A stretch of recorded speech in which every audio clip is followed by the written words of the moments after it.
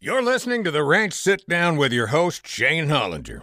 Well, he's joining legends like Willie Nelson, Pat Green, Merle Haggard, Billy Joe Shaver, Stoney LaRue, and more. He's going to be getting a Live at Billy Bob's Texas album. Kody West, how are you, man? I'm doing fine. How are you? How wild does that feel? That does feel wild, man. I grew up listening to the Live at Billy Bob's albums. One that sticks out in particular is Stoney LaRue's. DFW native now, I think. But yeah, man, it's crazy. It's crazy. I had to, when they asked me to do it, I couldn't say no. So I was just like, we have to do it. Why not? And also, congratulations in order. A lot of things going really well in your life right now. You're going to be a dad. Yes, come August. We're super stoked about that, man. Super stoked.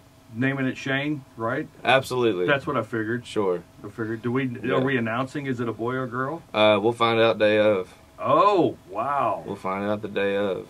So how do you get stuff ready for that? What do you mean? Like, do we buy dresses? Do we buy overalls for the kid? What do we do? Yeah, I don't know. Man. I guess I'm sure all those clothes will come after, but we were like, maybe if we do it this way, then a lot of the stuff we get, like, if we have round two, we could use it for round two, so it won't matter if it's, like, too overly boy or overly girly, so that's kind of our mindset about it, I guess. But, yeah, no, I mean, I'm indifferent. I'm just happy we're having one. So, that's really cool, isn't it? Boy, girl, it doesn't make me any difference, man. That's really neat. So, you have become really a fast-rising star in the Texas music scene. And I remember meeting you for the first time back at the old Capitol Bar here in Fort Worth. And I'm sitting in a booth by myself, waiting for you to go on one of those Sunday afternoon/evening shows. Yeah. And there's an older gentleman standing there, kind of looking around, and I invited him to come hang out with me. Ended up being your granddad, and man, he was beaming from ear to ear the whole time. He was so proud of you. Your family is obviously big supporters of what you're doing. Oh, from the start, man. From the start, yeah, they've been. It was. I honestly thought, like, no one's gonna buy this. No one's gonna. I'm gonna come out, out of high school, just be like, yeah, I think I'm gonna start playing gigs. I'm gonna start traveling around with a band. I was thinking they were gonna be like, what?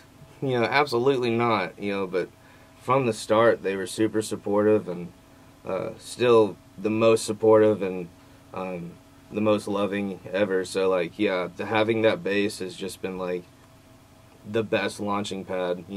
Having the home base and being from Denton. All my family's in Denton, or the greater DFW area at least, but mainly in Denton. So, like, it's great, man.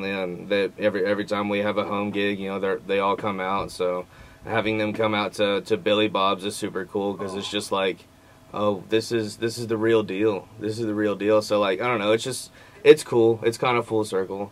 Starting opening for, like, some of the first times at Capitol Bar, I remember, were like opening for Grady Spencer. And opening, one time I opened acoustic for BJ Barham. He was acoustic. So, like, that was very memorable times, and, like, going from there to, like, to everything we've gone to now, a Live at Billy Bob's album is just, it's kind of surreal, so it's cool. Does it feel like validation for what you've been doing? Sure. Yeah, I'm always striving. I mean, I'm not hanging my hat on this. I'm not being like, this is it, guys. Now we can, we're done a Billy Bob's album, but just like, yeah, this is a milestone. Absolutely, for sure. It is. I still have so many things I want to do, but yeah, this is a milestone that I never thought was possible for a long time, but we're doing it now, so I'm super stoked about it. Super stoked. It really shows the success you've had to be able to do a live album at the world's largest honky-tonk. Yeah. You're a rock and roll band.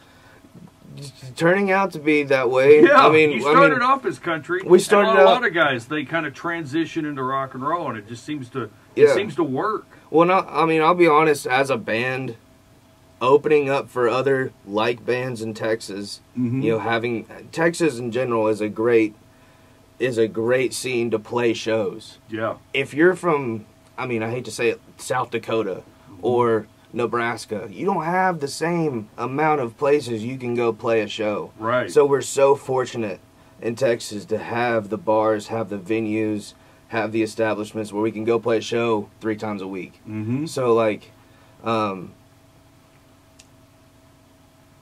having that is so important. So like, as an opening band, you want to try to like, you know, we're opening for Randy Rogers and Reckless Kelly and Stoney LaRue and Josh Abbott and all these Texas country guys, and that's what we grew up listening to in middle school and high school. You know, I was at Lone Star Park when Randy Rogers did the Interstate video. Like, that was, you know, so like I grew up doing all that kind of stuff. So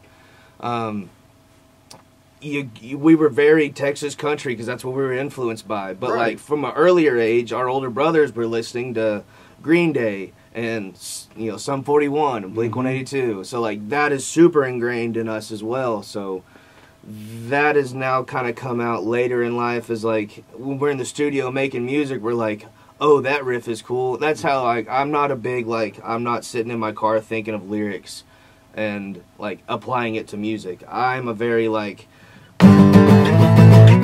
I've got to have the chords first, and then I can get the melody, and then I can fill the words, and then all that kind of stuff. So, in the studio, we're very musical. So we're making all these, we're making music that is just like pleasing to us, and then it's just like, okay, now I can put lyrics over that, and now this is kind of an alternative song.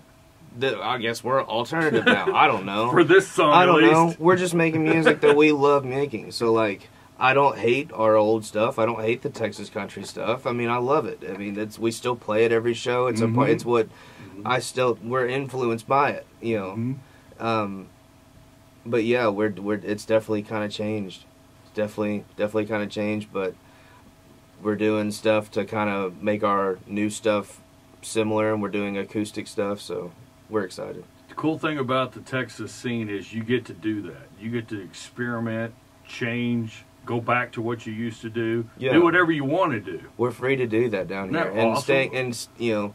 Staying independent and working for yourself is freeing to do that. So like, we're not having someone tell us like, hey, you need an album out by November 17th. Then you need another one 2 years later on the exact day. So we're not tied down by anything like that. So for people that do that, that's their choice, and and all that kind of stuff. But I think being independent for as long as you can is very important, because you learn how to do it, and then once you let someone else do it for you, you can either tell if they're doing a good job or not. I've said this story quite a few times on this radio station. Is we get a chat with these guys from the Nashville labels and stuff when they sign somebody from Texas. They're so blown away that these guys and gals from Texas are so good on stage, and that's because you're independent. You get to play as much as you want. You get to try as much music as you want. Yeah. And by the time you're signed to some big record label, you're already you've perfected your stage presence, and that's the key. That's what you tell so many young artists is they say, what's the key to success? It's play. Yeah. It's play as much and wherever you can. Yeah. And that's only going to get you better. And I was just thinking, like you were saying, I mean, you kind of figured out when you play those festivals like LJT and Chili Fest, and you go up to Colorado and do the Steamboat, and it's just you get comfortable doing stuff like that, and you learn how to do it. You learn so like when you are put in a position like we're doing tomorrow live at Billy Bob's recording, it's just like it's another show. I mean, but yeah, I mean you're nervous. I mean, there's no doubt about it. You're nervous, but it's just like you have to. It's another show this time. Everyone that wasn't at the show is going to be able to hear it now. Right? Exactly. At a later day, so we're stoked. So, how do you come up with a set list for a live show recording like that? That's a good question. We got the opportunity to go rehearse over at Hanks McKinney. They were gracious enough to give us the room for Tuesday and Wednesday this week, so we kind of went through everything. We added some songs. We took away some songs. We tried not to change it too much, because when we're up there, we don't want to be like, what's next? What did we do? Did we change this here? Did we change that here? So like we kind of kept it we kind of kept it similar, but we made changes that were appropriate for that we thought are going to translate well to listening live. So a lot of it's the same. If you've seen us in the last couple months, it'll probably be a similar set, but there will be some new stuff that is added. I'm going to do the acoustic break in the middle like I always do, because I feel like playing acoustic songs in the middle of a set kind of brings everyone together in a big place like that. You know, it kind of sucks everyone in and makes them really pay attention. So we're gonna do it's gonna be very similar to what we've been doing, like I said, because we don't want to overthink it, but we're adding some spice to it. That's cool. So. Speaking of acoustic, you brought your guitar in. I did. You're gonna do something for us. Yeah. I'll do one of our newer songs that was on our last album. I'll do a song called Let You Go. Yeah. But I'm going to do it an acoustic version that is coming out very, very soon. Very nice. Let's hear it. All right, cool. Kody West in studio with us on the ranch.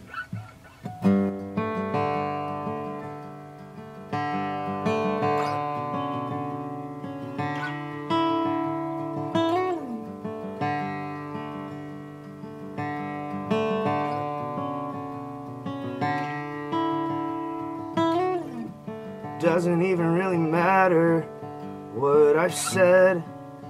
I can't take back what I've done. Memories, they shatter in my head. Now I'm left with the thought of someone that I used to know, that I used to see and make me comfortable. Now I'm in my apartment alone. It doesn't even really matter what I've said. I can't take it back.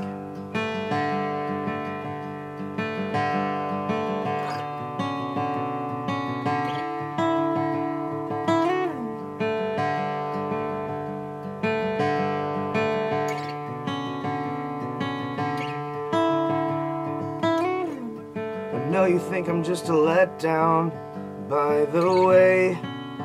I know all the things you've done.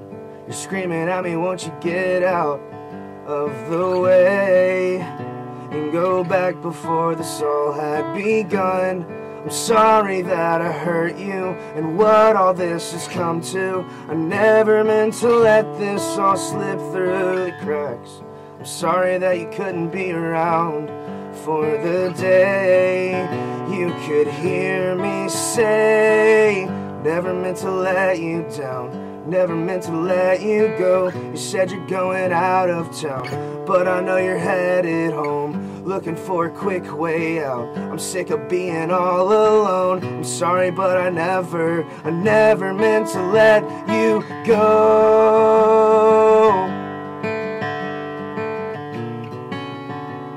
I never meant to let you go.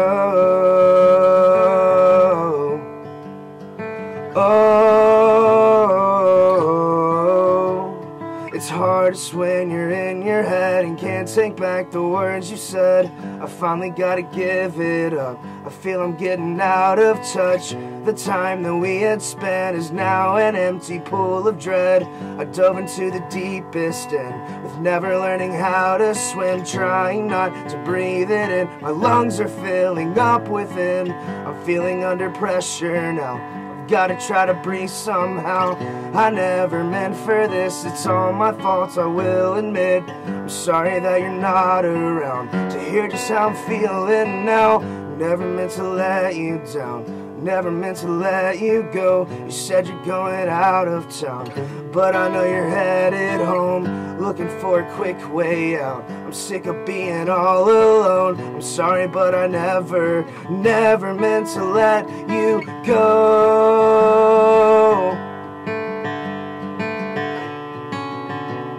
I never meant to let you go. Oh,